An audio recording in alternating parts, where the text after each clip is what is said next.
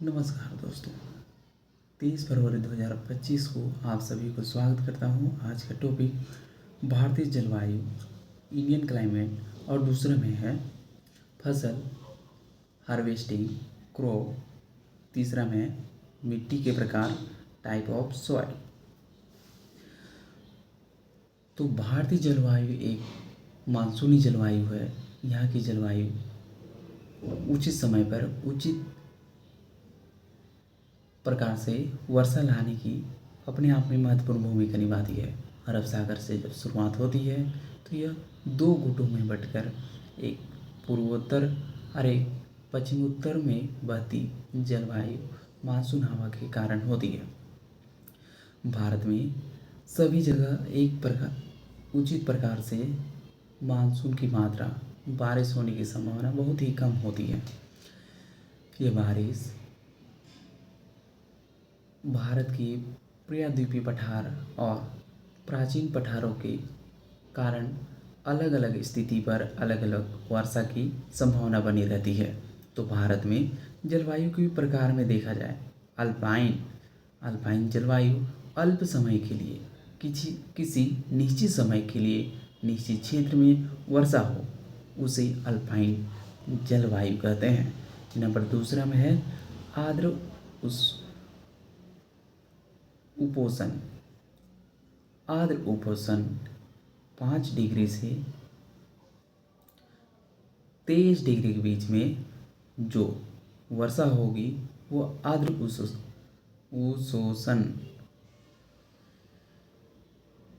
23 degree के बीच में। तो हमारे भारतीय राज्य में आर्द्र उपोष्ण की वर्षा उत्तरी भारत में देखने को मिल सकती है। कटिबंधीय नम और शुष्क, उष्णकटिबंधीय नम और शुष्क ऐसे क्षेत्रों में देखा जाएगा जहाँ एक तो अधिक वर्षा होगा और किन्हीं क्षेत्रों में उन्हीं के माध्यम से कम वर्षा होने की स्थिति है। नंबर 4 में उष्णकटिबंधीय नम यानी मानसून मेघालय के चेरापूंजी को मानसेराम के नाम से जाना जाने वाला सबसे अधिक वर्षा रहित क्षेत्रों को शामिल किया जाएगा। नंबर 5 में है अर्ध शुष्क, जहां 50 से भी कम डिग्री वर्षा हो, उसको अर्धशुष्क वर्षा कहेंगे। शुष्क मरुस्थलीय, जहाँ वर्षा की कमी हो और वहाँ मरुस्थलीय में परिवर्तन हो जाए, वहाँ शुष्क मरुस्थलीय जलवायु की उपस्थिति पाई जाती है। हमारे भारत में सबसे प्रमुख थार डेजर्ट में मौसमी जलवायु के माध्यम से शुष्क मानसूनी होती है। इसी माध्यम से हम आगे बढ़ते हुए ले चलते हैं फसलों हार्वेस्टिंग पर। भारतीय किसान अपने प्रसिद्ध और प्राचीन कालों से कृषि पर निर्भर यह देश हमेशा से आगे प्रजातंत्र से लेके आज गणतंत्र के दिनों पर भी कृषि के अपने इस विस्तार क्षेत्र को पीछे नहीं रखा। उत्पादन में मसाला से लेकर गेहूं, कपास, चावल से लेकर तरह तरह के फल उत्पादन से लेकर चाय, कॉफ़ी, हर चीज़, रबड़ से लेकर हर एक दुग्ध उत्पादन से लेकर सभी चीज़ आज भारत में की जा रही है। दूध उत्पादन की क्रांति आई और हरित क्रांति भी जो आई सबसे प्रमुख हुई। मछली क्रांति, नीली क्रांति भी आई, प्रमुख हुई। लेकिन नंबर 1 से हम हार्वेस्टिंग की तरफ चलते हैं। तो नंबर 1 में है खरीफ फसल। खरीफ फसल जून से सितंबर तक के बीच में इसकी प्रोसेस होती है और इसकी कार्य सितंबर से तक पूरी तरह से दिसंबर तक कटाई, मिसाई सब संपूर्ण रूप से इसकी समाप्ति हो जाती है। इसमें प्रमुख फसल है धान, मक्का, ज्वार, बाजरा, मूंग, मूंगफली, गन्ना और सोयाबीन।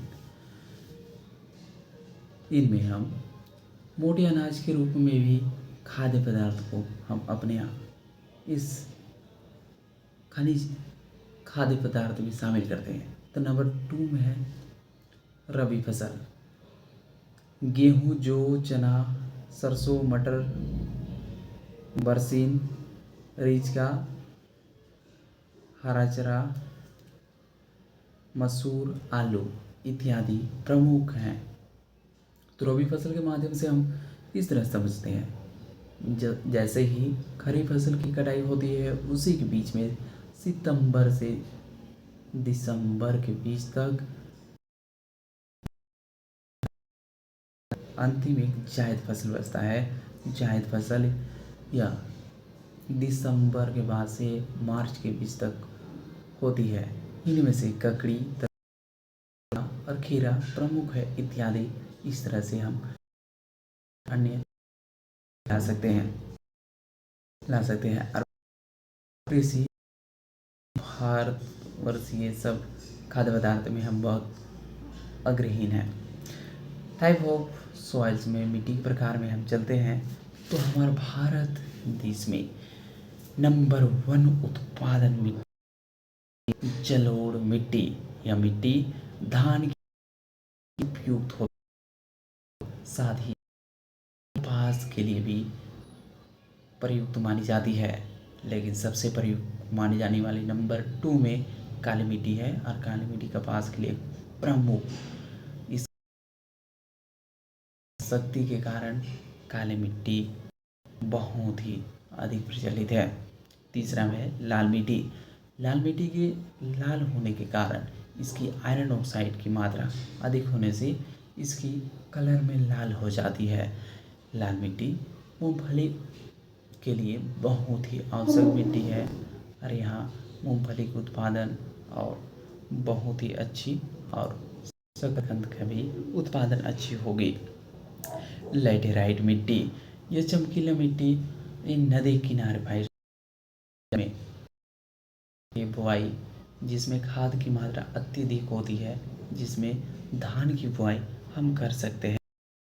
मरु मिट्टी, मरु मिट्टी का यह तात्पर्य है कि जिस मिट्टी में जीव नहीं हो वह मरी मिट्टी हो।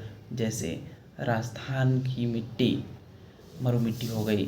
क्षारीय मिट्टी, क्षारीय मिट्टी से तात्पर्य है कि भारत में जब क्षारीय मिट्टी जब नदी अपने उस उत्पादों को लेकर आती है तो उनमें क्षारीय मिट्टी होती है।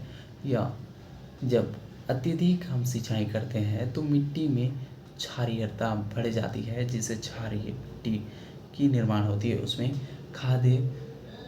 उसमें खनिज की आवश्यकता अधिक होती है, DAP, जिसे उत्पादन करने के लिए प्रमुख होती है, जिससे हमारा सेहत के लिए खराब भी हो सकती है।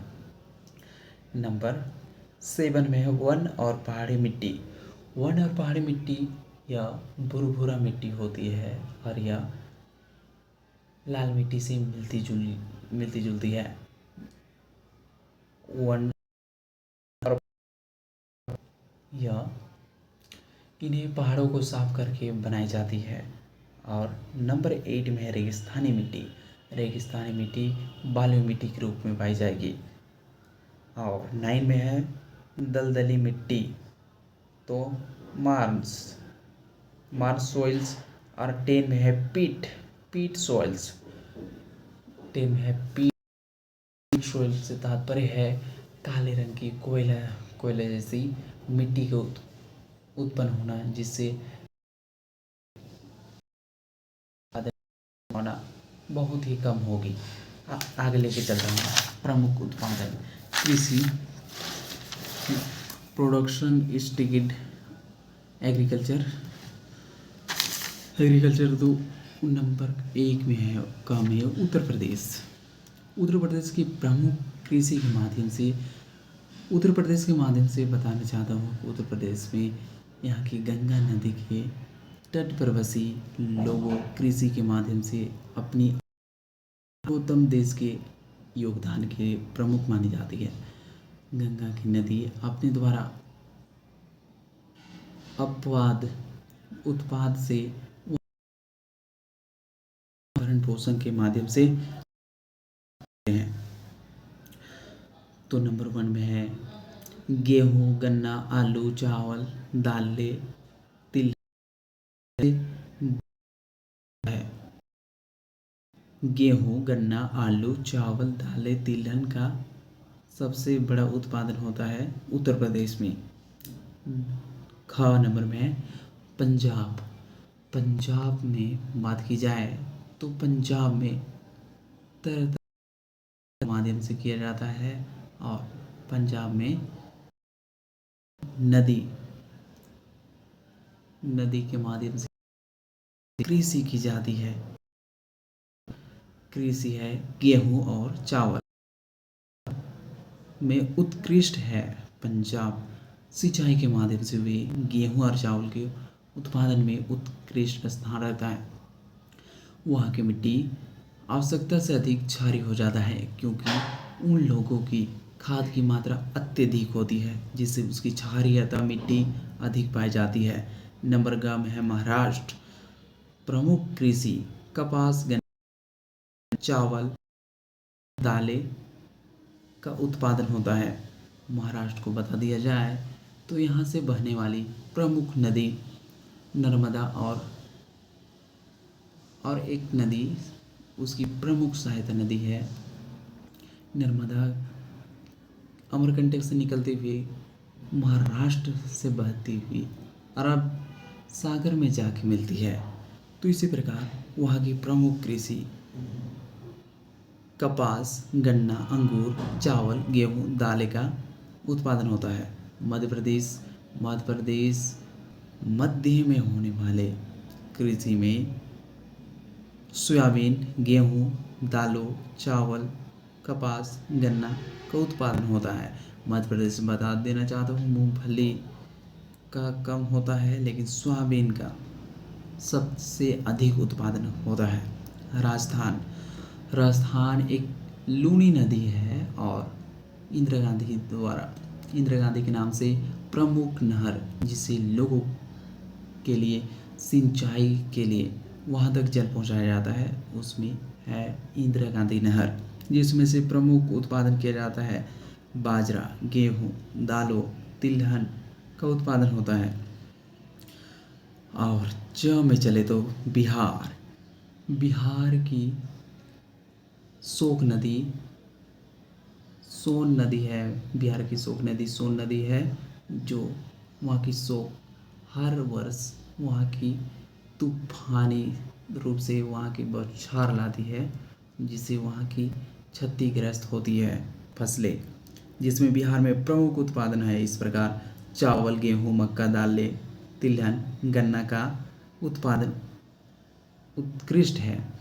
अब आगे ले चलता हूँ 6 में आंध्र प्रदेश में कृष्ण नदी की वहाँ उद्गम स्थान है और पश्चिम बंगाल में जाकर मिलती है। नदी के माध्यम से भी वहाँ सबसे प्रमुख में चावल, कपास, गन्ना, मिर्च, तंबाकू, तिलहन का उत्पादन होता है। कर्नाटक में ले चलो तो कर्नाटक दक्षिण भारत के वहाँ के एक प्रमुख स्थिति रखने वाला राज्य कर्नाटक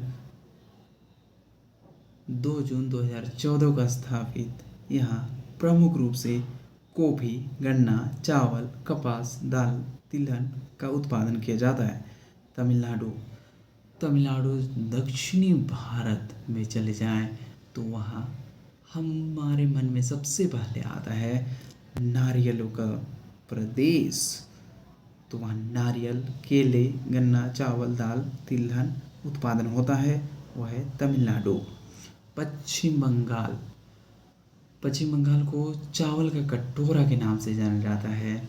यह जब आधुनिक काल से पूर्व जब चावल की कृषि शुरुआत किया तो जंगलों को धीरे धीरे इन्होंने साफ करके अपना कृषि का प्रचार करना शुरू किया और चावल के रूप में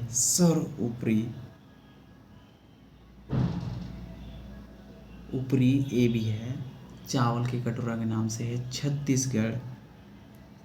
पश्चिम बंगाल गेहूँ, दालों, तिलहन, चावल, जूट, चाय का उत्पादन होता है। गुजरात गुजरात में कपास का सबसे बड़ा उत्पादन राज्य कपास, जिससे अन्य देश में इसको निर्यात भी कर दिया जाता है,